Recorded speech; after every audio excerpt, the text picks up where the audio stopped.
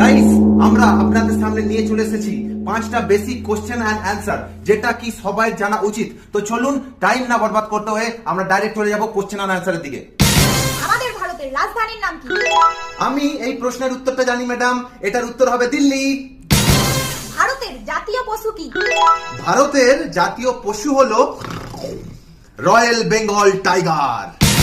কোন নদী ভারতীয়দের কাছে সবথেকে পবিত্র নদী হিসাবে বিবেচিত হয়?